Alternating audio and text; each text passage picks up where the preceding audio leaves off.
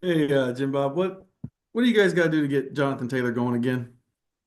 Yeah, I think it's important, for our whole run game to be as consistent and as positive as can be, down after down, play after play. We're looking at all the details of that, from schemes to fundamentals and techniques, just to everything. Obviously had a lot of success around here running the ball, and we want to get back to that and sort of find the way to unlock that thing. So we're working behind the scenes here to get those details ironed out and let JT be JT. James. Jim Bob, what does Sam Ellinger mean to that quarterback room? Yeah, Sam's great. Sam's great. Obviously does a heck of a job sort of working around here, practice field, meeting rooms, all that stuff. When you get into we're in a bunch of offensive meetings with the whole offense in there, and then we break into quarterback meetings from time to time. You're talking through just a ton of stuff with Anthony, with Joe. Sam's got a lot of experience. He's able to really dive into the details of maybe schematic thoughts or ways he's run things before, or sort of maybe how he sees defenses and those type of things. He's a really valuable member of that room. Does a really nice job for us in there, and you know, uh, sort of I think when we're tossing around ideas and tossing around sort of the best way to read a play, or the best way to think about attacking a defense. Sam's really intricately involved in those discussions and does a really nice job in there. Evan. Jim Bob, how do you guys as a staff define like an efficient run play? Yeah, I'm sure it's more than just a yards per carry look at it.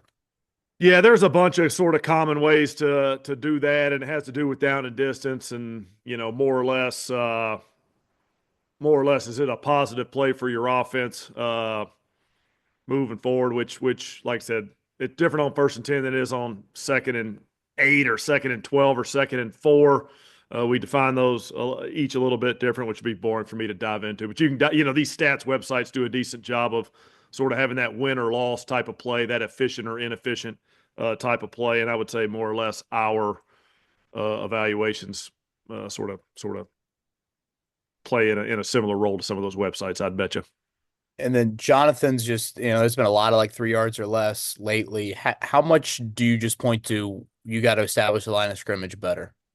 Well, the running the football it's a team, or it's an offensive unit sort of thing. It's all 11 of us. It's the blockers, it's the runner, it's sort of getting the ball handed off, ball handling, those type of things. It's the scheme that we're working on here in the building. It's teaching it during the week. It's working it.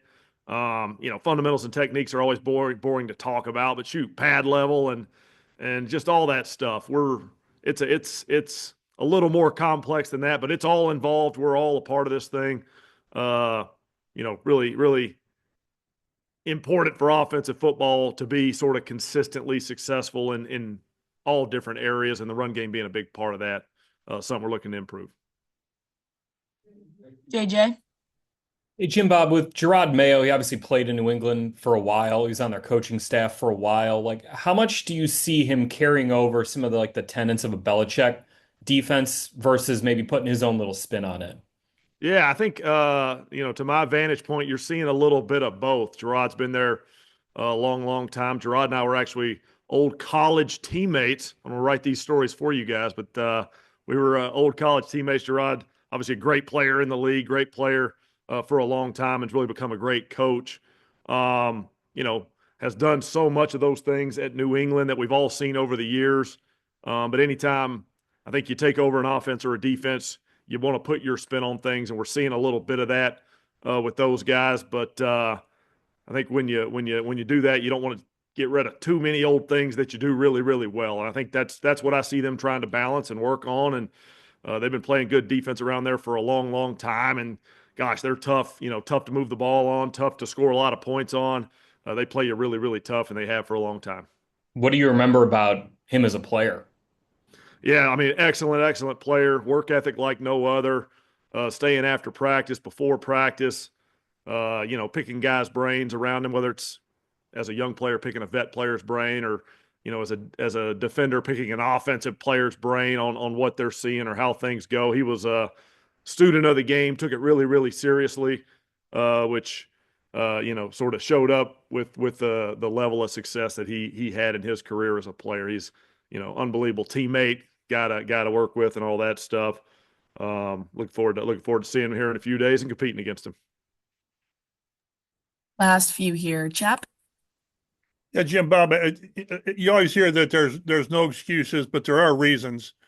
With the run game, I mean, when you've got 3 rookies on the offensive line, aren't you going to see some regression, if that's the right word, or inefficiency, or do you just not go there? Well, like I said, I'm more a function of trying to fix every single detail. We watch these plays. We come in after the game and we watch all the plays and we watch them a million times as a staff, as a team, as units, as positions, all that stuff.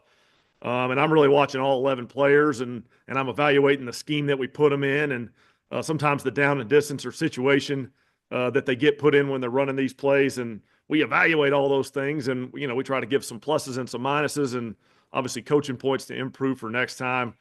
I really try not to zero in on one guy or one group or one, whatever, young guys, vet guys, any of that stuff. It's a unit aspect. It's something we're all working on and we can all improve different areas. So that's what we're looking to do. Just sort of as we're evaluating moving forward, how can we do that better?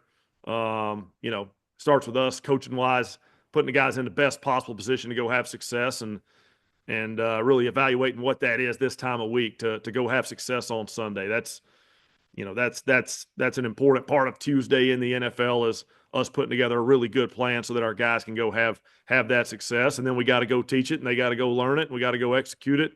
But it's a unit game. It's a unit aspect of the game and we all have our role in it.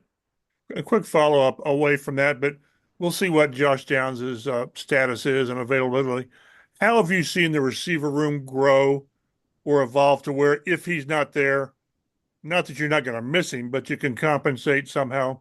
Yeah, really. I mean, those guys work so hard in that room. I really like the depth we have in that room. We're out here at practice and we're watching different parts of the practice field, and sometimes it's our starters out there. Sometimes it's maybe the backup guys. Sometimes they're running cards for the defense, and I see wide receivers making plays on all aspects of that thing. Those guys are ready when their number's called, and we've had different situations this year where different guys have been up or down, or maybe even just within the flow of a game where a guy's been down for a drive or he's back in the locker room for a little bit. There's no shortage of guys in that receiver room that are ready to answer the bell when their number's called. And so, if that is the case or at any point this year, we're really confident in that room and confident in those guys that they're ready to go. Thank you. Nate.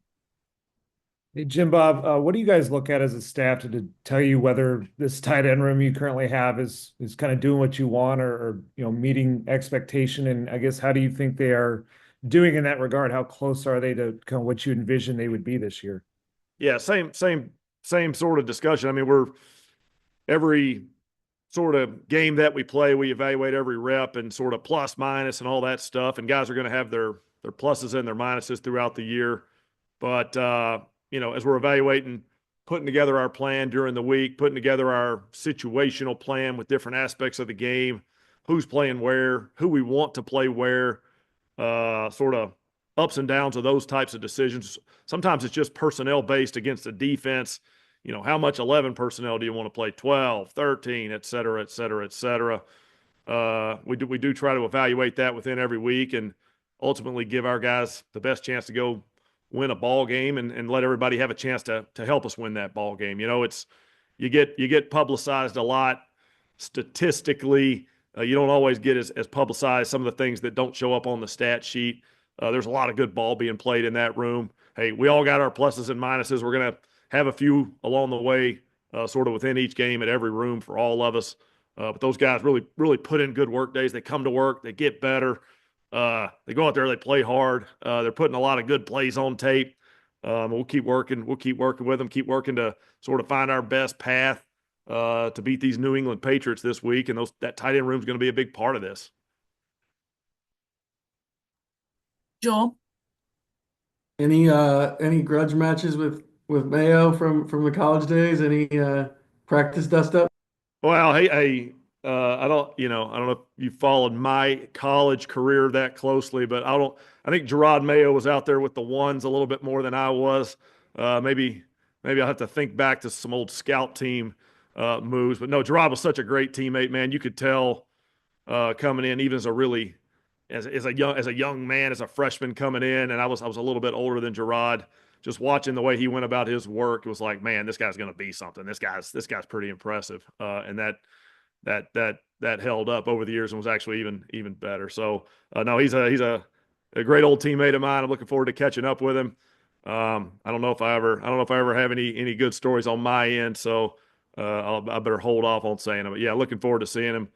See if we'll talk about a little Tennessee Vols before we get to competing against each other. Last one here with James. Jim Bob, what did you think of the way Anthony ran the ball this past Sunday? I know it was a career high in rushing, but just how did you see him making decisions out there with the ball in his hands? Yeah, there were some quarterback focused runs that we thought had a shot to have success against that defense. That defense plays pretty tough in the run game, and we had some things we liked, and those hit pretty well. And Anthony found the right spot to hit those things pretty well. Then he got into the second level, and that's sort of been our set of discussions all year where, Anthony's making open field decisions about trying to maximize the yards out there, trying to make those great plays, and then from time to time sliding and protecting himself. It's a ongoing balance that he's working on and we're working on.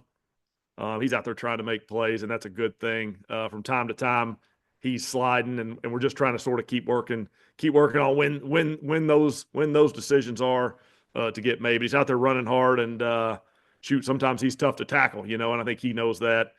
He knows that the defenders know that too. But we'll balance that a little bit with the needs of the position and the needs of our offense moving forward.